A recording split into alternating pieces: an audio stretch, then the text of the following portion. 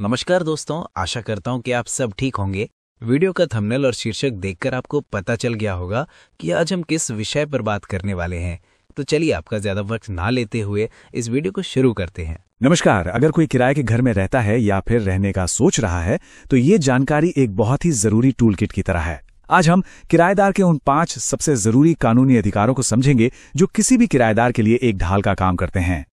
चलिए सीधे इसी सवाल से शुरू करते हैं, क्योंकि ये एक ऐसा सवाल है जो कई किराएदारों के मन में आता है और सच कहूं तो थोड़ी चिंता भी पैदा करता है। क्या मकान मालिक जब चाहे घर में आ सकता है? इसका जवाब और ऐसे ही कई और जरूरी अधिकारों के बारे में आज हम बात करेंगे। ठीक है, तो शुरू करते हैं। देखिए, आज के जमाने में जिस तरह से महंगाई बढ़ रही है, किराए पर रहना कई लोगों के लिए एक जरूरत बन गया है, लेकिन इसके साथ अपनी कुछ चुनौतियां भी आती हैं। जब बजट टाइट होता ना, तो किराए पे रहना ही सबसे प्रैक्टिकल ऑप्शन लगता है। पर कई बार ऐसा महसूस होता है कि इस मकान मालिक और किराएदार के रिश्ते में सारी पावर तो एक ही तरफ है। किराएदारों को लगता है कि वो कमजोर हैं, पर यहीं पर कानूनी अधिकारों की जानकारी काम आती है। तो हमारी पहली ढाल ये है सबसे बड़े डर के खिलाफ सुरक्षा, अचानक घर से निकाल दिए जाने का डर। लेकिन कानून यहां पर आपकी ढाल बनकर खड़ा है। ये बात गांठ बांध लीजिए, आपका रेंट एग्रीमेंट सिर्फ एक कागज का टुकड़ा नहीं है, ये एक कानूनी सुरक्षा है। जब तक एग्रीमेंट चल रहा है, मकान मालिक आपको बिना किसी ठोस और कानूनी वजह के घर खाली करने को नहीं कह सकता। और कमाल की बात यह है कि अगर किराएदार की कोई गलती है भी, तब भी मकान मालिक को कम से कम 15 दिन का एक लिखित नोटिस देना ही पड़ेगा। वो बस ये नहीं कह सकते कि भाई कल ही निकलो। ये कानूनी प्रक्रिया का एक बहुत जरूरी हिस्सा है।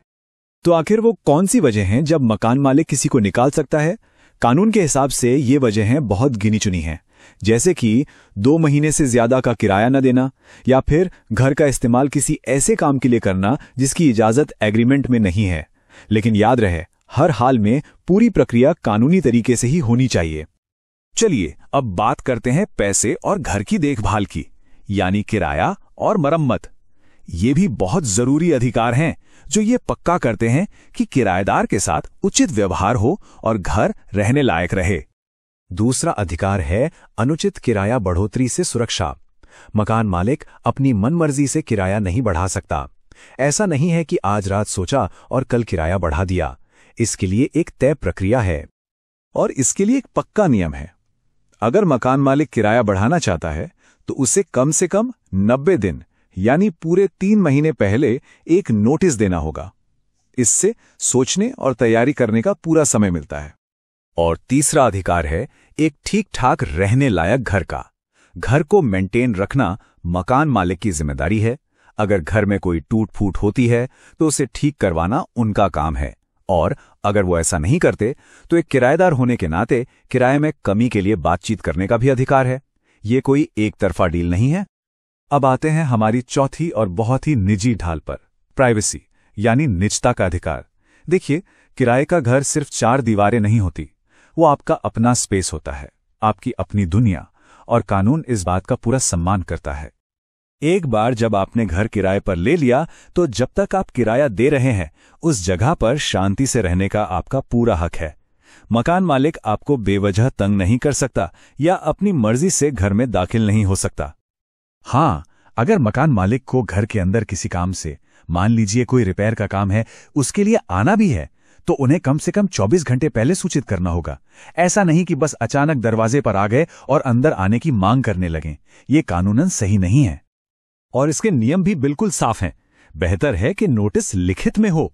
अगर कोई घर पर नहीं है तो बिना इजाजत के अंदर कोई नहीं आ सकता। और सबसे जरूरी बात, सामान को हाथ लगाने का या ताला खोलने का तो सवाल ही पैदा नहीं होता। और अब हमारी 5वीं और आखिरी ढाल। ये देखने में बहुत मामूली सी चीज लगती है, लेकिन इसकी ताकत को कभी कम मत आंकिएगा। हम बात कर रहे हैं किराए की रसीद की। ये सिर्फ एक कागज का टुकड़ा नहीं है। सीधी सी बात है, किराए की रसीद इस बात का पक्का लीगल प्रूफ है कि किराया समय पर चुका दिया गया है। किसी भी तरह के विवाद की नौबत आने पर यही कागज सबसे बड़ा वकील साबित हो सकता है। तो सोचिए, ये छोटी सी रसीद क्या क्या कर सकती है। ये झूठे इल्जामों से बचाती है, कोर्ट में सबूत का काम करती है, और जबरदस्ती घर खाली करवाने की कोशिशों से भी सुरक्षित रखती है। इसलिए हर बार किराया देने पर रसीद लेना आपका अधिकार है और इस पर जोर देना चाहिए। तो इन 5 अधिकारों को जानने के बाद किराएदारी को देखने का नजरिया ही बदल जाता है। जहां पहले एक डर या कमजोरी महसूस होती थी, अब वहां एक आत्मविश्वास आ जाता है, क्योंकि अब पता है कि कानून हमारे साथ है। जैसा कि हमारे एक सोर्स पटेल शील्ड आउट में भी कहा गया है कि जानकारी ही सबसे बड़ा बचाव है। जब कोई अपने अधिकार जानता है तो कोई उसका गलत फायदा नहीं उठा सकता और फालतू की झंझटों से भी बचा जा सकता है। और जाते जाते एक बात पर सोचने के लिए छोड़ जाते हैं। देखिए, एक रेंट अग्रीमेंट सिर्फ किराएदारों के लिए नियमों की एक लिस्ट नहीं है, ये मकान मालिक की जिम्मेदारियों का भी एक दस्तावेज है। मतलब ये एक टू वे स्ट्रीट है। तो सवाल ये उठता है कि क्या अब वो वक्त नहीं आ गया है कि इस समझौते के दोनों पहलू पूरी तरह से लागू किए जाएं? इस पर सोचिएगा जरूर। वीडियो देखने के लिए आपका बहुत बहुत धन्यवाद। आशा है कि आपको वीडियो पसंद आया होगा, और अगर आपको वीडियो पसंद आया है तो कृपया हमारे चैनल को सब्सक्राइब करें, वीडियो को लाइक करें और अपने दोस्तों और परिवार के साथ वीडियो को शेयर भी करें। कृपया अपने बहुमूल्य सुझाव कमेंट करें और हमें बताएं कि हम अपने आप को और बेहतर कैसे बना सकते हैं। अभी के लिए बस इतना ही। मिलते हैं आपसे हमारे अगले वीडियो में। तब तक के लिए अलविदा।